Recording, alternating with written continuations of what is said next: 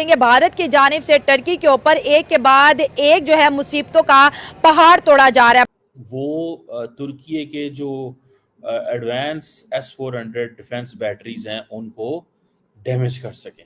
भारत ने टर्की के गिर्द अपना घेरा जो है बड़ा टाइट कर लिया है। आज भारत की जानिब से ग्रीस को एक मिसाइल बेचा गया है जिसकी रेंज 1500 किलोमीटर बताई जाती है और ये सिर्फ और सिर्फ टर्की को परेशान करने के लिए बेचा जा रहा है। टर्की का S-400 सिस्टम को डिस्ट्रॉय करने की बात की जा रही है।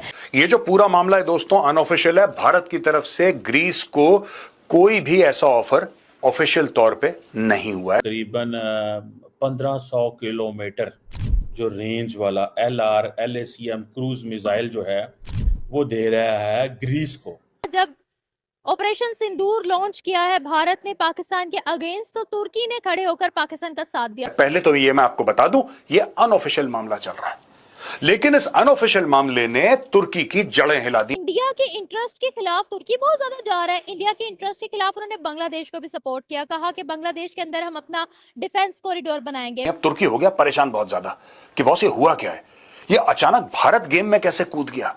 अभी तक तो तुर्की कह रहा था ना कि बांग्लादेश में जाके डिफेंस कॉरिडोर बनाएंगे, पाकिस्तान की मदद करेंगे। कि इंडिया जो है वो तकरीबन 1500 किलोमीटर जो रेंज वाला LRACM क्रूज मिसाइल जो है वो दे रहा है ग्रीस को, ताकि वो तुर्की के जो एडवांस S-400 डिफेंस बैटरीज हैं उनको डैमेज कर सकें। अब ये ज़रा थोड़ी सी स्टोरी समझने वाली है। It's an interesting thing.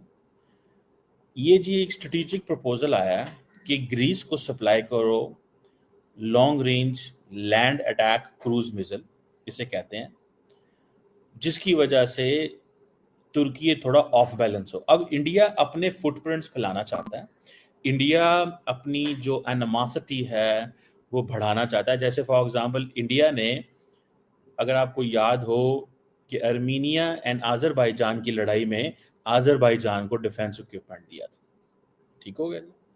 India stood against Azerbaijan, one thing. Secondly, अगर इस चीज़ को थोड़ा समझें, सेकेंडली जो इम्पोर्टेंट चीज़ है वो ये है कि जो इंडियन हुकूमत है वो समझती है कि हमें अब उर्दुगान को टफ टाइम देना है। देती है या नहीं देती, क्या करती है, वो एक सेपरेट सवाल है। अब ये ग्रीस का जो मीडिया है उसकी तरफ से भी रिपोर्ट्स आ रही हैं कि शायद हम हाई वैल्यू टारगेट्स जो तुर्की के अंदर हैं उनको हम न्यूट्रलाइज कर सकें। तुर्की के पास वो कहते हैं जी कि S-400 डिफेंस सिस्टम है, ठीक है जी। और अब ये इसके ऊपर भी डिस्कशन है कि मेरा तो ख्याल ये है कि अगर this is what Indians are saying, मैं आपको इंडियन वर्जन बता रहा हूँ, ठीक है, मैं आपको इंडियन वर्जन बता रहा हूँ, ठीक है, कि this is what they think, this is what they realise. वो कहते हैं कि जनाब ये जो S-400 सिस्टम है जो तुर्की के पास है, इसको हम तबाह करवा सकते हैं, तुर्की का नुकसान करवा सकते हैं अगर हम ग्रीस को वेपन्स दें। अब वो कहा जा रहा है कि जी ये जो इसको थोड़ा समझें यार, ये बड़ी इंटरेस्टिंग चीज़ इंडियंस कर रहे हैं कि ये जो long range land attack cruise missile है वो कह रहे हैं कि ये इसकी रेंज 1500 किलोमीटर है, और ये जो इंडिया का ये जो मिसाइल है वो एक जिसे कहते हैं ना, ये एक इंडिजिनस है मानिक स्मॉल टर्बोफोन इंजन जो है वो it is powered with this, और कन्वेंशनल और न्यूक्लियर वॉरहेड्स भी लेके जा सकता है, और हाई ऑल्टीट्यूड पे फ्लाई करता है, और दूसरा ये है कि रडार वगैरह भी वो भी नहीं आता, ये इंडियंस कहते हैं।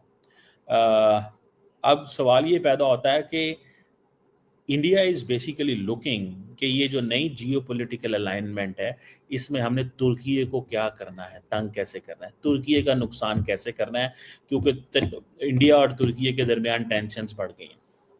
भारत और टर्की के जो रिलेशनशिप है वो ऑपरेशन सिंदूर के बाद हमें बिगड़ते नजर आ रहे हैं, जब टर्की जो है पाकिस्तान के साथ खड़ा है। इसके साथ साथ नरेंद्र मोदी ने साइप्रस का दौरा करके भी तैयब उर्दुगान को खुल्लम खुल्ला धमकाया कि वो कश्मीर का जिक्र छोड़ दे वरना हम साइप्रस को यूनाइटेड नेशन में लेके जाएंगे। ये बहुत बड़ी डेवलपमेंट देखा जाए तो इंडिया की फॉरेन पॉलिसी इस दफा जो है हमें बहुत ज्यादा एग्रेसिव नजर आ रही है, जो कि खुद को भी डिफेंड करना जानते हो। इसके साथ साथ जो कंट्रीज पाकिस्तान के साथ कनेक्टेड है उनको जी इंडिया काउंटर करने के मूड में नजर आ रहा है।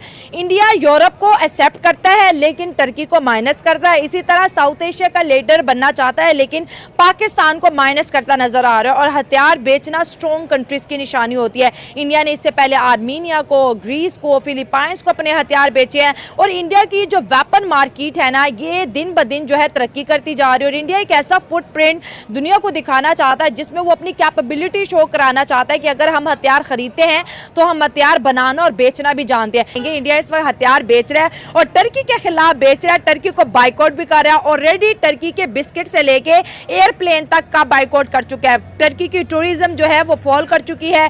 टर्की के जो साथ जो एजुकेशनल MOU साइन किए थे इंडिया ने, उसका भी बाइकआउट कर दिया। अब जो है टर्की के जो अगेंस्ट कंट्रीज है भारत उनको सपोर्ट करेगा। इस साल जो डिफेंस एग्जीबिशन हुई थी एथेंस में, वहां पे भारत ने साहब इस मिसाइल को दिखाया था। Plus air chief marshal AP Singh साहब ये पहुंचते हैं ग्रीस और वहां के जो एयरफोर्स के चीफ है उनसे मिलते हैं, तो तुर्की में थोड़ा सा एक हड़बड़ाहट हो जाती है। तुर्की इतना परेशान क्यों हो रहा है? तुर्की को आज बुरा क्यों लग रहा है जब भारत, ठीक है, जब भारत इनको ये देखिए साहब LR LACM दे रहा है, क्यों बुरा लग रहा है तुर्की को? Why is Turkey feeling bad? आपने क्या सोचा था कि जब आप पाकिस्तान को ड्रोन देंगे और बंदे वहां पे डिप्लॉय करेंगे, it's not only question of supplying weapons, it's also a question of deploying your man power inside Pakistan to target Indian cities. तो भारत ने खुश होना था, फिर भारत ने शाबाशी देनी थी तुर्की को। The Turkish outlet claims this was to develop training scenarios and familiarize Greek pilots with the real-world combat conditions in provocations against the Turkish Air Force. Turkish media also speculated that during Prime Minister Narendra Modi's visit to Greece and Cyprus in 2023 and 2025, respectively, the countries evaluated their partnership as an advantage against Turkey. The report added that the partnership could also mean that Indian warships will be encouraged to dock at Cyprus ports more regularly. Of course. Our aircraft carriers will dock there, our nuclear submarines will go there, everything will go there. देखिए, I only want to tell Turkey one thing, you started it. शुरुआत आपने करी, हमने कुछ ऐसा नहीं करा था। हमने कुछ ऐसा नहीं करा था। आप बोलते हैं कि ठीक है, you take Pakistan's side in Kashmir. मैं कहना चाहता हूं तुर्क लोगों को या टर्किश गवर्नमेंट को, एर्दोगान को, कि साहब आपकी तो प्रॉब्लम है कर्ड्स के साथ। क्या होगा अगर भारत ये बोलेगा कि ठीक है, every year we'll fund the Kurds यार, हम पैसा देंगे मोटा, we have more money than Turkey. अगर सिर्फ आप पैसे की बात करें तो भारत के पास तुर्की से कहीं ज्यादा पैसा है, ठीक है। हमारे पास कैपेबिलिटी है, हमारे पास इंटेंट नहीं है। हमारे पास ये इंटेंट नहीं है कि हम किसी को दुख पहुंचाएं, परेशान करें। लेकिन अगर आप हमें परेशान करेंगे तो हमारे पास 10 और तरीके हैं, क्योंकि पैसा आपसे 10 गुना ज्यादा है। ये देखिए सब। अब दोस्तों, ये है long range land attack cruise missile. ये आप देख सकते हैं इसको। इसने तुर्की की नींद हराम कर रखी है। रेंज है इसका 1500 किलोमीटर लैंड, और जो नेवल वर्जन है इसका वो 1000 किलोमीटर है। यानी कि जो शिप से फायर करते हैं वो 1000 किलोमीटर जाता है, लैंड से फायर करते हैं 1500 किलोमीटर का है। और ये जितने भी आइलैंड्स हैं या जितना भी मेनलैंड टर्की का है, ये 400 से लेकर 1000 के बीच में है ज्यादातर जो रीच करना चाहता हो। तुर्की के पास कोई ऐसी चीज नहीं है जो इनको इंटरसेप्ट करे। तुर्की इसलिए डर रहा है क्योंकि कोई ऐसी चीज है नहीं इनके पास। अगर इंडिया दे देता है ग्रीस को ये, उसके बाद तुर्की के पास इस चीज का, इस मिसाइल का कोई जवाब नहीं है। अच्छा, आप अगर बात करें तो इंडिया के इंटरेस्ट के खिलाफ तुर्की बहुत ज्यादा जा रहा है। इंडिया के इंटरेस्ट के खिलाफ उन्होंने बांग्लादेश को भी सपोर्ट किया, कहा कि बांग्लादेश के अंदर हम अपना डिफेंस कॉरिडोर बनाएंगे। फिर पाकिस्तान का भी कुछ उन्होंने बहुत से हालात में साथ दिया, कहा कि हम अपने ट्रूप्स भी जो है वो पाकिस्तान में लगाएंगे। इंडिया ने क्या किया? तुर्की का मीडिया ये रिपोर्ट्स छाप रहा है जो कि अभी अनऑफिशियल है। अभी इंडिया ने ये दावा नहीं किया कि हम अपना असलहा ग्रीस को देंगे या नहीं देंगे, लेकिन तुर्की का मीडिया ये छाप रहा है कि इंडिया अपने long range land attack cruise missile देने वाला है ग्रीस को। ग्रीस की और तुर्की की आपस में बहुत लगती है, जो इंडियन मिसाइल दाग देगा तुर्की पर, और बड़े स्ट्रॉन्ग मिसाइल है। इस चीज का खदशा तुर्की ने जाहिर किया है। इंडिया का ये कहना है कि बहुत हमने तुर्की की मदद कर ली, हमने हर महाज पर तुर्की की मदद की। जब वहां पर जलजला आया, अर्थक्वेक आया, तो सबसे पहला भारत ही वो देश था जिसने तुर्की को मदद पहुंचाई। लेकिन तुर्की ने हमेशा कहा कि हमारे लिए मुस्लिम उम्मा पहले, रिलीजन फर्स्ट और ह्यूमैनिटी सबसे आखिर में, यानी ह्यूमैनिटी लास्ट है उनके लिए। तो अब हम भी अपने देश को मद्देनजर रखते हुए वही काम करेंगे जो हमारे देश के लिए सूटेबल होंगे। तो अब आप क्या कहेंगे सर, इस मुश्किल की घड़ी में आपको क्या लगता है कि पाकिस्तान किसका साथ देगा? देखें जी, पाकिस्तान को सबसे पहले तो एज ए मुस्लिम जोन सा है वो टर्की का ही साथ देना चाहिए। और जो हालात और वाक़यात इंडिया ने, इस्लामी ममालिक ने ख़ास तौर पे पाकिस्तान में किए, लेकिन हमारा अलमिया सिर्फ यही है कि हम एज ए मुस्लिम इकट्ठे नहीं होते। अब देखें कि अगर वो अफ़गानिस्तान को यूज़ करता है तो हम भी जाके उनसे सलाम दुआ कर लेते हैं, हम तो उनसे ना लड़ते तो नहीं ना हैं। लेकिन लड़े ना आप, किसी भी, इंडिया की बात हो रही है ना, बात तो इंडिया की हो रही है, तो मिसाइल लड़ने से नहीं, मिसाइल अपने अच्छे पैदा करें।